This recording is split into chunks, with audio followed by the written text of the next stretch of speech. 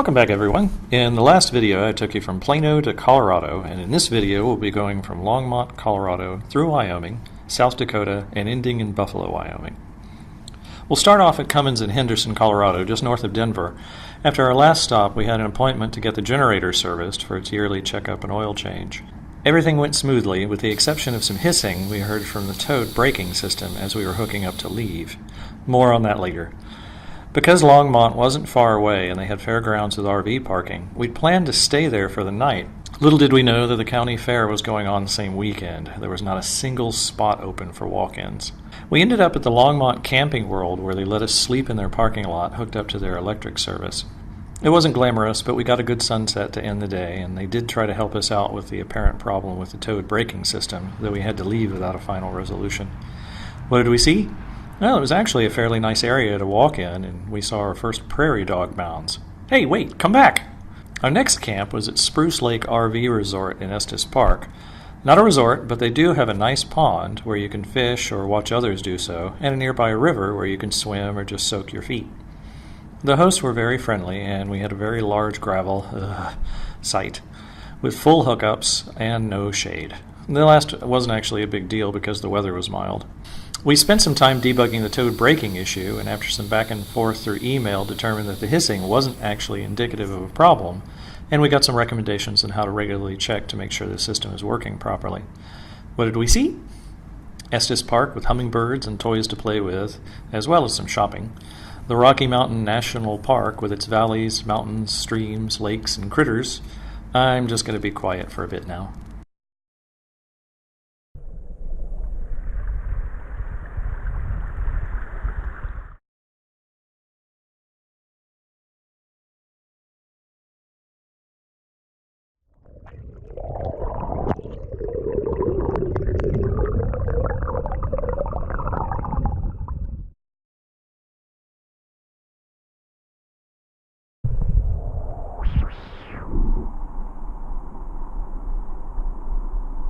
Alright, our next camp was the Tower KOA in Douglas, Wyoming. We chose this as a stopover on the way to Devil's Tower, and as we arrived in Douglas, saw someone driving with their slide partly out. We hoped they were on the way to a shop to get that looked at. The Tower KOA is a good camp. They have gravel, boo again, and full hookup sites with a nice little bit of lawn, which Chip enjoyed. They also had horses, friendly hosts, a really nice dog run, and a yurt. We didn't get to ride the horses or into the yurt, but still pretty cool. They also had nice dark skies, though the gas plant nearby put a small damper on stargazing toward the southwest. What did we see? Hills, stars, horses, sheep carts, which were on display during the run-up to the state fair, which we missed. We also visited the World War II POW camp, which unfortunately was closed, the Pioneer Museum, which wasn't, and one could easily spend most of the day wandering around looking at the items on display. And finally, Ayers Natural Bridge, which is good for a few hours wandering around and or a picnic. Next up was our primary destination in Wyoming, Devil's Tower, where we stayed at the Devil's Tower KOA. We had a good-sized site, full hookups, and more gravel. On the other hand, we had a great view of the tower, and the grounds at camp were excellent, with a variety of tent, cabin, and RV spots, as well as a movie theater, where they showed E.T. most nights, and if you have the right nose, you'll no doubt find some bunnies. What did we see? Seriously? There's this tower thing, and it was in walking distance, and walk we did. If you're going by car, remember to get there early. Being on foot meant we could flash our pass, thanks dancer friends, and bypass the line. There were some great trails in the park, and you'll see all sorts of things like prayer flags, maybe a rattler, some climbers headed up to the top of the tower. We also saw our share of groundhogs and what looked like newly minted snapping turtles. We did a bit of shopping in Hewlett and dropped by a couple of Amish stores, one of which was unstaffed due to a death in the family, but was still open on the honor system. We were lucky enough to be staying during a car show at the camp, though the smoke from the wildfires out west did make an appearance over several days. Our next camp was Beaver Lake Campground in Custer, South Dakota. There were no beavers and no lake, at least not on camp property, but there were loads of trees, nice-sized sites with full hookups, and a large open grassy area where Chip could run around. Oh, and gravel. Lots of gravel. The hosts were friendly, and the camp was in particular dog-friendly. This is where I think Chip started to learn that he needed to drop by the camp office each morning to get a cookie. This is also where I first encountered glittery ground. The area around Custer is just lousy with mica, and I noticed on the first night that when I shone light at the ground, it was all glittery, shiny, shiny ground. It made me happy. What did we see? Custer State Park with prairie dogs, lots and lots of prairie dogs, and traffic-stopping buffalo if you were lucky.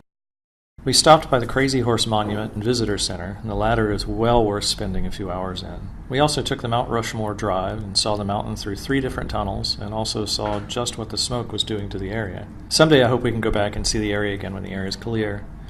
We also went hiking around Jewel Cave and peered into one of the cave entrances and enjoyed a cold wind coming out of the cave. I don't know if it'll show up once this video is uploaded, but because of the temperature difference, we could see evidence of the density change in the shadows on the ground. We also went shopping in Custer and Hills City. I forgot to mention this from back in Evergreen, but we ran into more and more of what I started to call clickets, though they're more likely grasshoppers. Our next stop was the Cedar Pass Campground in interior South Dakota, which is on the edge of the Badlands. Our campsite was basically a stop by the side of the road. There were no hookups, and on the first night we were starting to worry that the wind would blow Faye over on our side. Fortunately, that didn't happen, though we did get a great sunset. There were showers available, and the camp even had a theater and asphalt roads. Chip was happy. What did we see? Well, the reason we came out here, gorgeous nature. If you've been to the Grand Canyon, this is a smaller version of it. Here, I'm just going to let you watch for a bit.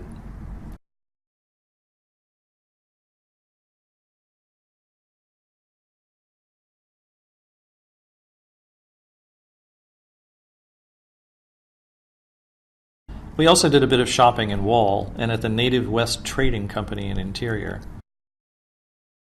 Next, we were back in Custer, South Dakota because there was more to see and we were starting to head off to Yellowstone. The sights looked a bit tight when we drove through the previous week, but once we were parked, they weren't that bad and we had a friendly neighbor. We had full hookups, friendly hosts, and awesome Wi-Fi service. And gravel, Chip's nemesis. Though once we got away from the main camp, the tracks turned to dirt, so that wasn't so bad. The camp was also dog-friendly, so Chip was further encouraged to take me to the office on our morning walks to get some cookies. What did we see? More glittery ground. The grounds around camp were even glitterier, if that is a word, than at the last camp. We went back into Custer State Park for the prairie dog and buffalo shows. This time we managed to hit the buffalo mother lode. It looked to me like a tour company had thrown feed next to the road, and there were some buffalo that would walk out into the road to force cars to stop. What are you going to do, human? Run over me? Just try. We also went back to the Jewel Cave area, this time down into the cave. It was an easy walk with a knowledgeable guide, and we thought one of the formations looked like an iguana we used to have for a pet. BC! We also got to spend some time walking through a dead attraction that used to be part of the RV park back when it was a Flintstones-based park. That part's been shut down for several years, but is kept up just enough that it looks like the entire town was abducted just a short time ago. It made for a nice quiet walk and gave me an opportunity to do something silly. Click on the link in the description for more info. You'll know which one. Walking through there off-leash certainly made Chip happy, and they even had an old train on the premises which was no longer running. I hope they get it running again someday. We spent some time hiking along trails near Willow Creek as well, which was beautiful, and more shopping in Hill City, though we didn't actually buy that skull to put on the front of Faye. The last camp for this video was Indian Campground in Buffalo, Wyoming, where we had an okay site with gravel and full hookups and friendly hosts. They had an area advertised as a dog run with volleyball court, but no. They really needed to get both cleaned up before anyone could use them. This is also where I had to repair the starboard headlight. After stopping in Gillette, Wyoming for groceries, we came back out to Faye and discovered that the light was hanging by its wires. After jerry-rigging things so the light wouldn't be damaged, we shuffled off to Buffalo, and while at camp I epoxied the light back in place. What to see? Well, we had a really nice tour of the Mountain Meadow Woolen Mill, where we were taken through the entire process to take raw fibers and turn them into yarn and other products. Susan managed to score some yarn for a hat to go with the fur she bought in Custer.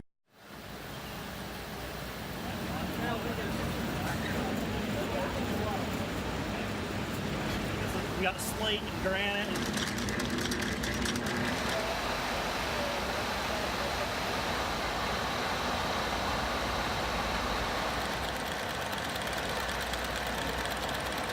We did a bit of shopping and imbibing in Buffalo, and on our way to the next camp took a drive through the gorgeous and interesting Crazy Woman Canyon.